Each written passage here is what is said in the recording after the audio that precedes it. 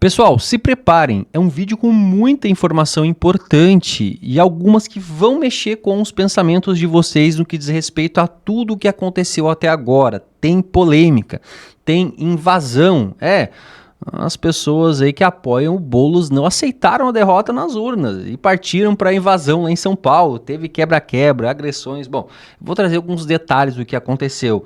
Além disso, eu também vou trazer aqui um posicionamento da presidente do Tribunal Superior Eleitoral, a Carmen Lúcia, que deu uma resposta sobre as alegações feitas por Tarcísio, que teria interceptado aí, um bilhete do PCC que estaria indicando votos ao Boulos em algumas regiões em São Paulo. Bom, isso aí deu uma confusão, a esquerda caiu de pau em cima do governador Tarcísio. E sobre Tarcísio, gente, olha, eu tenho que trazer para vocês, porque assim, aconteceu, tá? O Nunes teria já dado um chute aí no ex-presidente Bolsonaro. O Salles tinha alertado. No momento que acabar a eleição, o Nunes vai, simplesmente dar uma banana, inclusive ele falou para a direita e para Bolsonaro. Acontece que o Nunes, ele não citou mais o nome Bolsonaro nos agradecimentos em momento algum. Inclusive foi questionado na Globo. E eu vou trazer com detalhes o que aconteceu lá. Tem muita, mas muita informação nesse vídeo. Curte, comenta e compartilha, porque o Debate em Foco, ele tá no ar. Pessoal, as eleições elas finalizaram no dia de ontem, mas será que tudo são flores? É fato que a direita cresceu. Se a gente for ver aqui, por exemplo, em relação ao PL, que a gente sabe que tem aí uma esquerda infiltrada, mas nossa grande maioria é a direita. E como a gente pode ver em termos de prefeitura no ano de 2024, na imagem que está na tela para vocês, o PL cresceu cerca de 166 prefeituras comparadas a 2020. O PT, apesar de ter crescido aí 68 prefeituras a mais do que em 2020, a questão toda é que o PT ele realmente está degringolando, né? A própria Globo já estava fazendo aí uma espécie de velório da esquerda, mais precisamente do PT. Mas, gente, o que chama a atenção de fato, e vocês lembram aí da campanha contra o PSD? Pois bem, gente, o centro. E aqui a gente pode dizer que é um centro-esquerda, ele está crescendo e crescendo muito. A gente pode ver, por exemplo, pelo PSD. Olha só o quanto o PSD cresceu em relação a 2020.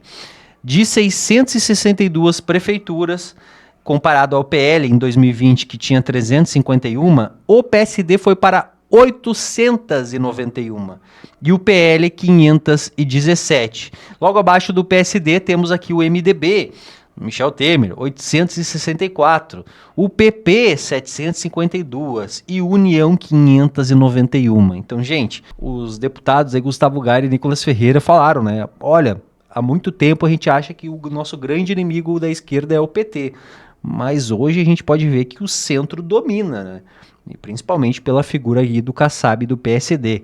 Isso aí tudo revela alguns planos esses que envolvem Tarcísio como um possível candidato à presidência em 2026. E que a gente já vai falar um pouco mais de detalhes ali na frente. Agora, pessoal, uma informação bem curiosa para vocês aí. Olha só, o PSOL do Boulos aí em São Paulo, eles acabaram lançando 210 candidatos a prefeito e não elegeram nenhum sequer. O PCdoB lançou 61 e elegeu 19 e o PT lançou 1.380 e elegeu 252. Então tá aí, gente, o fracasso eleitoral da esquerda em 2024.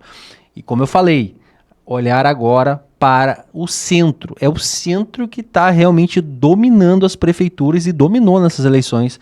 Mais uma vez, gente, de olho no centro. Agora nós vamos falar aqui do assunto Tarcísio de Freitas, o governador que deu algumas declarações em entrevista coletiva no dia da votação, e dizendo que teriam sido interceptadas algumas mensagens do PCC e que teria indicações de votos ao Boulos.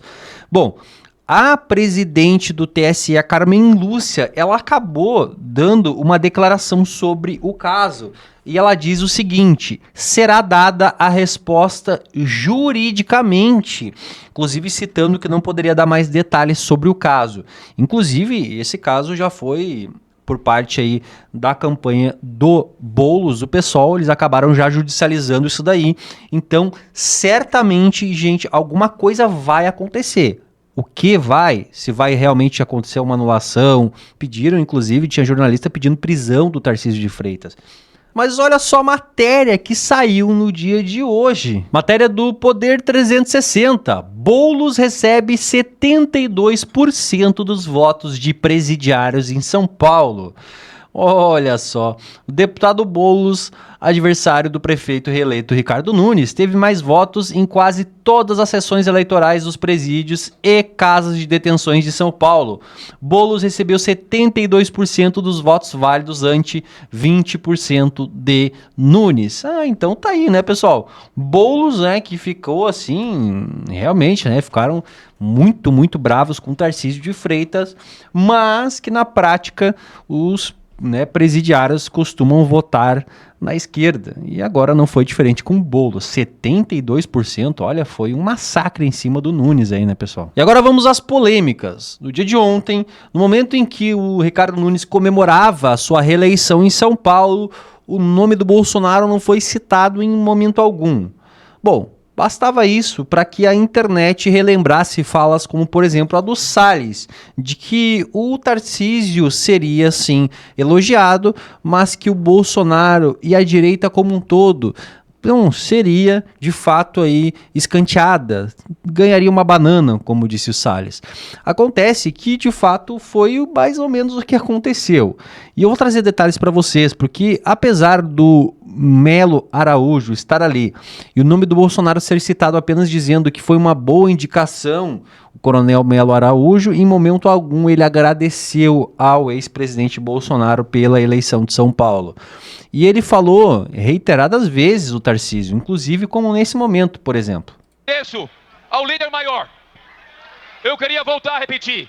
Eu agradeço ao líder maior, sem o qual nós não teríamos esta vitória. Governador Tarcísio de Freitas!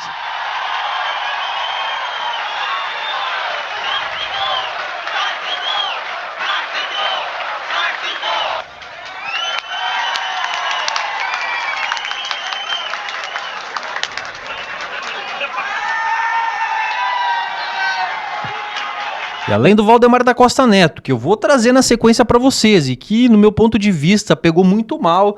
Ele foi muito polêmico, inclusive. Olha, para mim só mostra cada vez mais aí o lado, digamos assim, centrão dele. Eu vou trazer na sequência para vocês, fiquem ligados.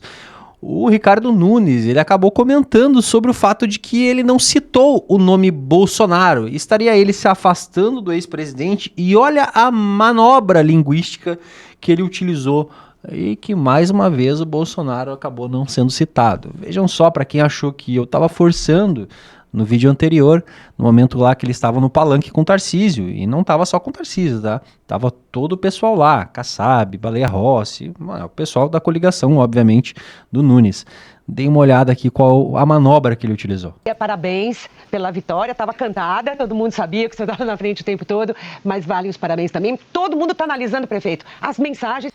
Só um adendo, tá, gente? O cinismo da Globo aqui é um negócio impressionante, né? Tava cantada, eles estavam na torcida pelo Boulos aqui o tempo inteiro. Agora tá de frente com o cara, vir meter essa pra nós, é inacreditável, né?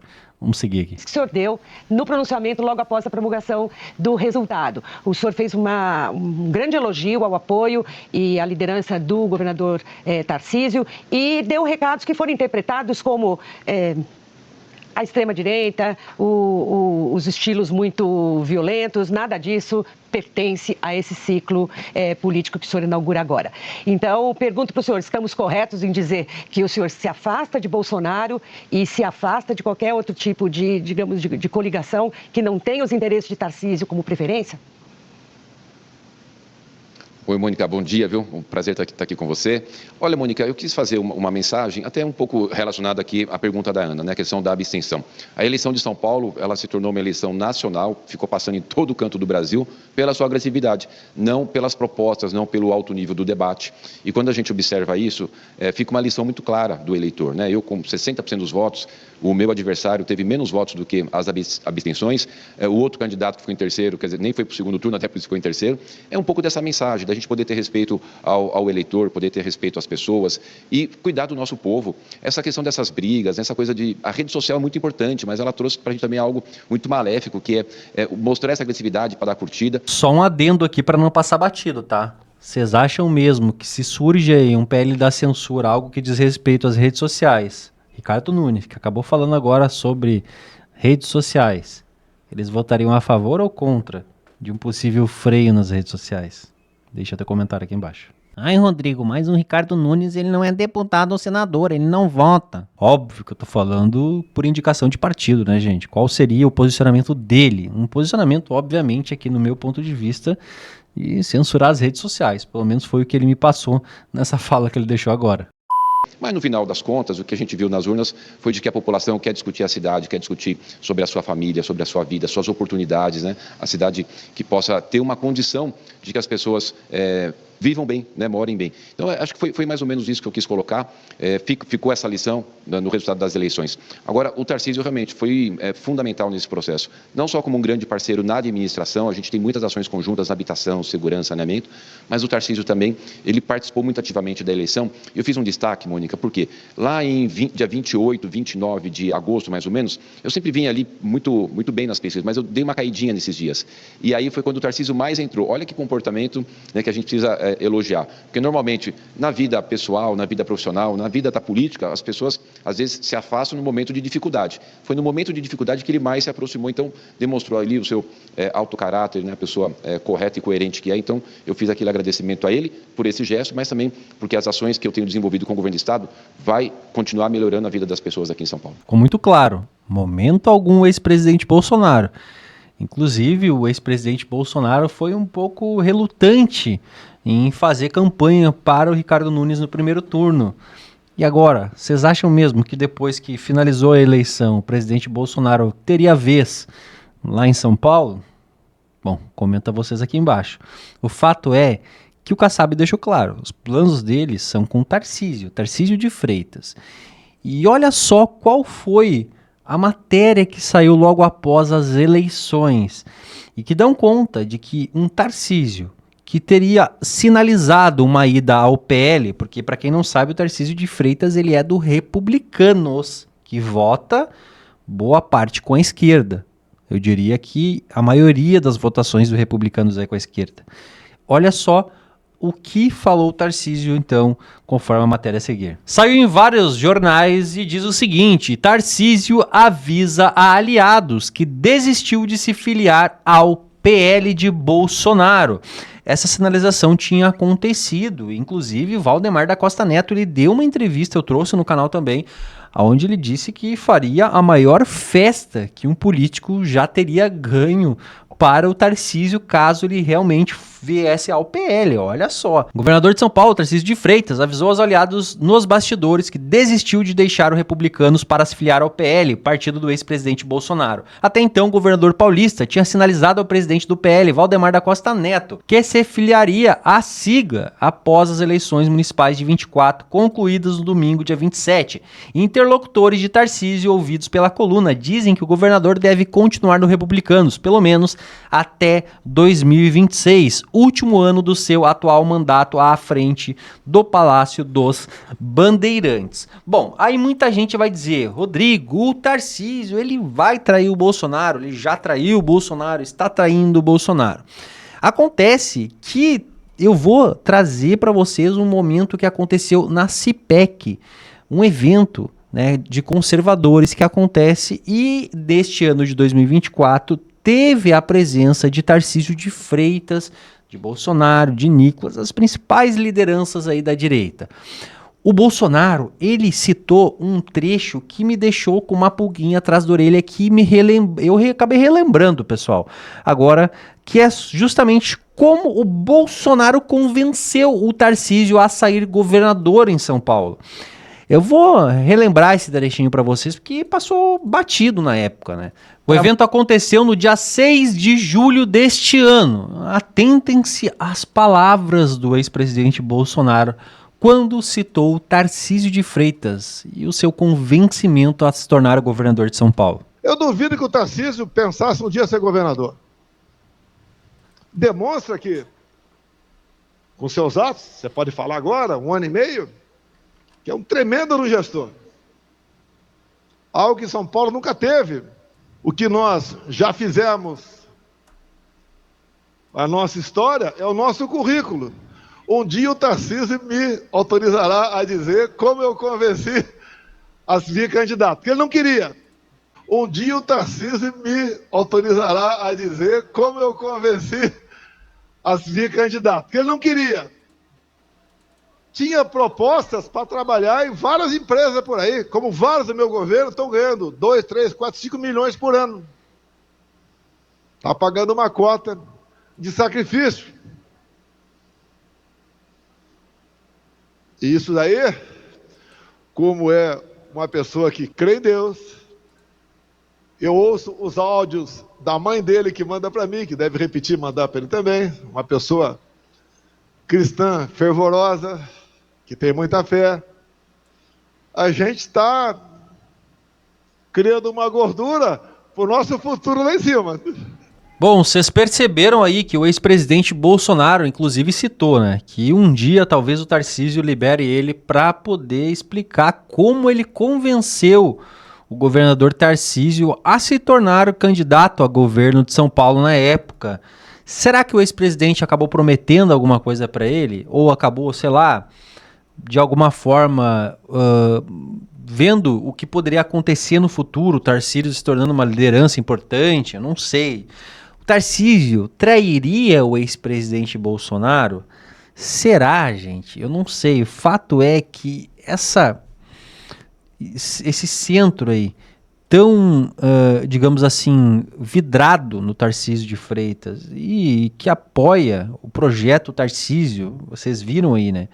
O projeto Tarcísio, como diz o Kassab, é o que o Tarcísio querer ser. Se ele vai querer uma reeleição, se ele querer se tornar presidente. Bom, a pergunta que fica é justamente isso. O ex-presidente Bolsonaro me parece que confia muito no Tarcísio. E essa declaração do ex-presidente foi em julho, há poucos meses atrás, pessoal. E aí, Tarcísio de Freitas? A pergunta que fica é essa. Comenta vocês aqui embaixo, eu estou realmente curioso para ler o que vocês vão comentar para mim. Porque agora a gente vai falar sobre Valdemar da Costa Neto, que esteve nos estúdios Globo dando uma entrevista. E olha, pessoal, olha o que ele acabou falando do pessoal do 8 de janeiro. E o quanto desse projeto de anistia, que pode ser estendido a Bolsonaro e a golpistas, tem relação, está vinculado ao apoio do PL ao candidato à sucessão de Lira na Câmara? Não, veja bem, nesse processo eu entendo que não dá para incluir o Bolsonaro, que é só para os golpistas. O processo do Bolsonaro nem foi julgado ainda. Olha o que ele falou, esse projeto é dos golpistas. Olha só o Valdemar da Costa Neto, gente, presidente do PL do ex-presidente Bolsonaro. Calma, vocês acham que é só isso? Não, espera que vai vir na sequência mais chumbo grosso vai vir, veja só o que ele vai falar. Mas depois pode ser uma janela para... É uma janela, podemos fazer, é a nossa intenção, é estudar uma maneira de fazer. Uhum. Mas nós queremos o seguinte, nós vamos pedir para que eles toquem a anistia para frente para valer. Uhum. Ou então, para facilitar a vida deles, que ele converse com o ministro Alexandre. Mas isso faz parte vocês estão condicionando apoio ao candidato à sucessão do Lira a esse apoio, a esse projeto? Nós queremos que eles apoiem, mas eles apoiam. Eu não vejo problema disso, não. Não tem dificuldade. Eu não vejo dificuldade disso, não. Não vejo dificuldade Agora, nenhuma. essa anistia, presidente, não tem a ver, essa que o senhor está falando, não tem a ver com inelegibilidade de Bolsonaro, que é outra coisa. É outra já coisa. Foi condenado pelo TSE. Por isso que nós temos que fazer, para mim tem que ser outro projeto ou emenda constitucional, por causa que nós temos um processo em andamento. Nós não temos como... Ele não foi julgado ainda. Então nós temos um processo em andamento. Agora, pessoal do 8 de janeiro, nós já sabemos, é 17 anos para todo mundo. Então nós podemos aliviar isso aí, quem sabe nós podemos fazer um entendimento nisso. Agora o processo do Bolsonaro é outro processo. Ou seja, o pessoal do 8 de janeiro é 17 para todo mundo, vamos diminuir um pouco a pena aí, vamos fazer alguma coisa. Esse é o processo dos golpistas. Mas calma, ele também falou sobre a questão das urnas, né, que o ex-presidente Bolsonaro teria até criticado alguma coisa em relação a resultados esses dias, junto com o Nunes. Vamos ver esse trechinho aqui que o Valdemar acabou concedendo uma entrevista também. O senhor fala em dar anistia também para o Bolsonaro, para ele voltar a ser elegível, né? Mas como a Ana está destacando, ele tem a condenação do TSE, 2 condenações. Uma delas, ele tentando se insurgir contra as urnas eletrônicas, né? ele fez uma operação para tentar desacreditar as urnas eletrônicas que se configurou num crime eleitoral. E a gente viu agora recentemente, o senhor não estava lá porque o senhor não pode estar, mas ele ao lado do Ricardo Nunes, voltando a criticar e falar que teve fraude nas eleições por causa das urnas eletrônicas. O senhor acha que uma pessoa que insiste neste crime de desacreditar as nossas urnas merece voltar a ser elegível? Olha, esse é um problema, porque nós temos um problema desse com o pessoal dessa extrema mais forte que não acredita nas urnas. Mas é o Bolsonaro, presidente. É o Bolsonaro. Sim, mas eu quero te dizer o seguinte, que eu sempre acreditei nas urnas. Eu sempre acreditei. Quando assinei aquele documento, depois do segundo turno, assinei porque o Bolsonaro não quis assinar. Por quê? Ele falou, não, assina você que é presidente do partido. Tinha que ser ele como candidato para assinar. E esse foi um problema grande que eu passei lá, porque eu sempre acreditei nas urnas. O Murilo, da Paraná Pesquisa, chegou para mim na sexta-feira e falou, nós vamos perder por 2 milhões de votos. Falei, mas isso não é nada em 120 milhões que nós vamos ter. Aí ele falou, não. Eu falei, isso pode mudar. Ele falou para mim, difícil, Valdemar, quem está crescendo é o Lula, não somos nós. E perdemos por 2 milhões de votos. Agora todas as pesquisas bateram em todo lugar. 43-43, lá em Fortaleza. Falei, perdemos a eleição. Por quê? Eu estava chateado ontem por causa disso, antes de sair o resultado, antes de começar. Por quê? Quem vinha crescendo era o PT. Ele não ia parar de crescer no dia.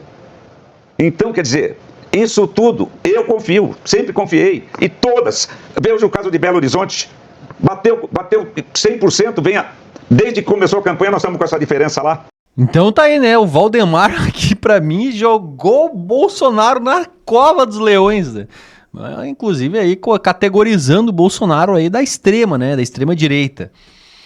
Tá aí, esse é o presidente do PL, Valdemar. Será que realmente quer a anistia aí pro presidente? Será que hoje o ex-presidente Bolsonaro, ele realmente é benquista aí por parte de alguns para que ele esteja elegível em 2026? Bom, a Globo inclusive dá conta de que não, né? Que muitos inclusive nem querem o ex-presidente aí. Será que o Valdemar quer? Bom, comenta vocês aqui embaixo. Bom, e sobre urnas, teve uma senadora que acabou fazendo a proposição do voto impresso obrigatório para as eleições de 2026. Matéria que saiu aqui no jornal O Globo diz o seguinte: a senadora Rosana Martinelli, do PL Mato Grosso, decidiu deixar uma proposta nada inédita e bem polêmica para ser apreciada pelos colegas antes de devolver a cadeira de senadora a Wellington Fagundes, do PL Mato Grosso. Eu só não entendi por que seria polêmica, né? Ter a impressão. Bom, mas enfim. Desde junho, a suplente substitui o senador, que se licenciou para cuidar da saúde. Antes de sair, Rosana Martinelli apresentou um projeto de lei que estabelece o voto impresso obrigatório para fins de conferência do eleitor e de auditoria. A proposta pede que o dispositivo seja regulamentado pelo TSE. A proposta ainda vai além, quer que seja implementado o voto impresso para 2026, diz o texto. Abre aspas. A obrigatoriedade do voto impresso introduzida por esta lei deverá ser implementada em caráter experimental nas eleições gerais de 2026, para que seja verificada sua segurança, viabilidade técnica, operacional, orçamentária e financeira. E aí, gente, vocês acham que passa? Bom, a gente deve ficar sabendo disso aí nos próximos capítulos. O fato é que muita coisa tá acontecendo. Como eu falei, era um vídeo bem polêmico. Eu vou ler o comentário de vocês aqui embaixo. Curte, comenta, compartilha muito esse vídeo. Se não é inscrito, te inscreve. É vídeo todos os dias aqui sobre o que tá acontecendo. E olha, gente, é bomba atrás de bomba, meteoro atrás de meteoro. A notícia não para, a informação chega a todo momento. Eu vou ficando por aqui, mas logo mais já pode ter um vídeo novo aqui no canal Debate em Foco.